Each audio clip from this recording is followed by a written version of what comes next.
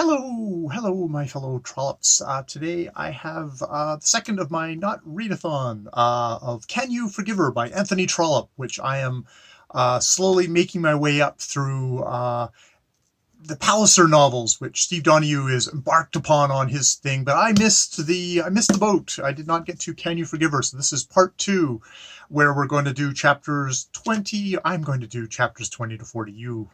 I don't know what you're going to do. I don't know. Will you be able to forgive me of this book? This book, which I have to say, I don't know if you could tell in my first video, I wasn't really feeling it. I did not get into the characters of Alice with her two potential mates, the worthy man John Grey and the disreputable wild man George. She's got some other associations with me, of George Vavasor, Alice Vavasor and George Vavasor. They're cousins, first cousins, those Victorians. But it's like they were kind of like Victorian robots to me. They felt too stiff, too and I was like, and there's a comedic side plot, which is like with again a kind of reflection of the, I guess what would be considered the A plot of Miss Greeno and her two kind of comedic suitors, this army officer and this kind of disgraced army officer, and a kind of a very kind of stodgy kind of prosperous gentleman farmer who's like who's wealthy, is doing really well, but is kind of a stodge, and this widow who is just kind of her older husband died, and she's quite putting on the show of I will never love another, and which is kind of amusing in itself, but it was like it's making fun of it's sort of making fun of the A plot, which I'm already not into, and I'm like, and I was like, is this like Trollope like early in his career? But like, no, this is Trollope at the height of his career, because I went and I watched Steve Donoghue's video upon the book, and I recommend, I'll put the links down below, that you check out his video where he very knowledgeably talks about Trollope and says like, oh no, this is a master who isn't afraid of having people you don't like as his main characters.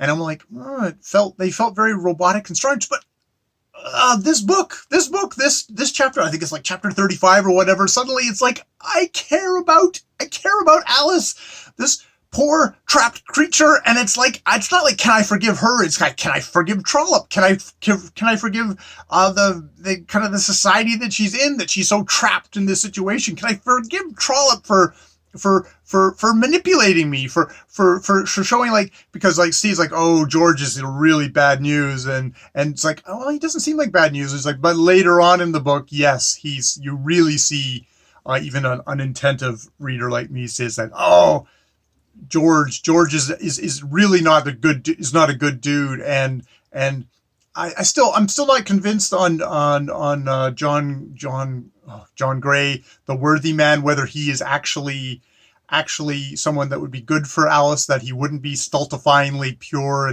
and great. But now he's seen maybe in light of George, and George, who very kind of callously is like, yeah, I'm going to marry you for your money, and I'm even going to be open about it to you, to be honest. And in some ways, Alice kind of appreciates that and accepts those terms. But the second that he arrives at her door, she just feels that revulsion. And that's the point. That's the point where I think I really love. Actually, no, it's just before then. Is they're talking about Alice, and this is a kind of crucial backstory of that, her relationship with her father. Her father, who's like the first character, John Vavasor, who gets introduced in this book as this. He's a self-entitled little dude who's like, oh my God, I have to go in and sign stuff a couple of days of, every once in a while. I have to go in and sign stuff, and for that I get paid my £900, and that's just horrible stuff. And he petitions the government to say, let me out of this. And he doesn't care about his daughter. It's like, once his daughter's got her fortune, she's like, yeah, fine, that's not got anything to do with me. And it's in the chapters just before this, you get the sense of exactly how damaged a person Alice is because of this relationship, this non-relationship with her father. Her mother has died much earlier, never had a relationship with her mother. But, it's like this guy has just completely neglected her. And in some ways you can see that this has damaged her, the way that she relates to men and what she's looking for in a relationship. In a way, she can't go with John Gray because he would actually be attentive. He would be a good partner. And you know, indeed, her father is one of the people says like, oh, she couldn't be with him. He's too pure and too meh, meh. And it's like you kind. I sort of took that on as I took that on as a, oh, well, that's actually an objective statement. It's like, no, that's John Vavasor in his pettiness, in his meanness, looking on a kind, decent man, and looking down upon that as something that wasn't worthy. But that's only a reflection of just how kind of a shitty of a person he is. But yeah, that like, wow, this has really damaged and hurt Alice.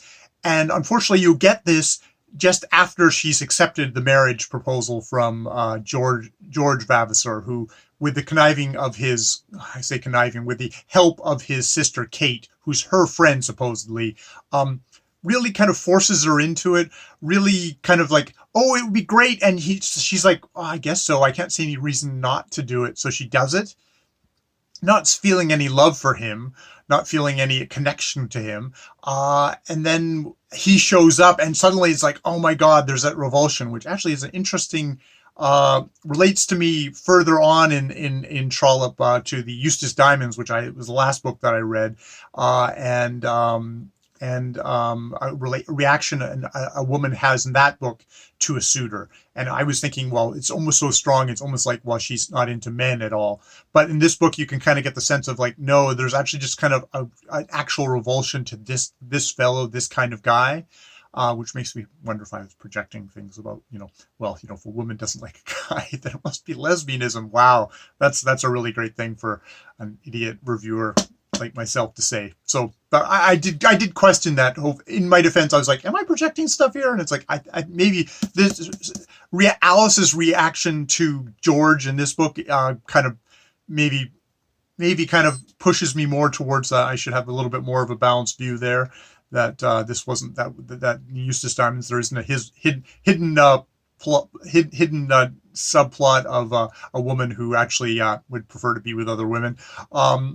But yeah, okay. Neither here nor there. That's my little sub. This is a wonderful thing. Was like you start reading enough books by an author, they start talking to each other. I was getting that with Shakespeare, and I'm starting to get that a little bit with Trollope. So yes, I care. I care about Alice. I'm starting to really, really, really despise George and Kate, which is what I'm supposed to, and I'm starting to really. I like John Gray, though I still have kind of the things of like, well, screw it. Why does she need to be with any of these dudes? It's like, can you forgive her? Can we forgive? And this is one of these things of I'm wondering, because like Trollope is seen as a very kind of out of fashion writer at the moment. It seems to be the way it's put, and I think a part of it is that he does use the very traditional kind of methods of storytelling. It's like he's hooked me in here with this love triangle, with two love triangles, and then just another thing of like, with Lady Glencora, who continues to be quite wonderful. Actually, no, there's a love triangle there too. There's with Lady Glencora, she went on and she did marry the sensible guy, Palliser, Lord Palliser. She married him versus marrying Bungo Fitzgerald, who is this really dark kind of, wastrel of a dude, which actually he and George Vavasor having a chat together, wonderfully dark characters. I half want to see Trollope just kind of toss off everybody else and just have the scuzzy, rotten adventures of these people. This goes back to my love of noir novels, and in hoping in like the Eustace Diamonds that it was going to turn into a noir novel. No, it turned into a Trollope novel. So that's perfectly here nor there. I'll save that for my fan fiction, my Trollope fan fiction. But yeah, so he loves the love triangle, and using those dynamics to explore stuff.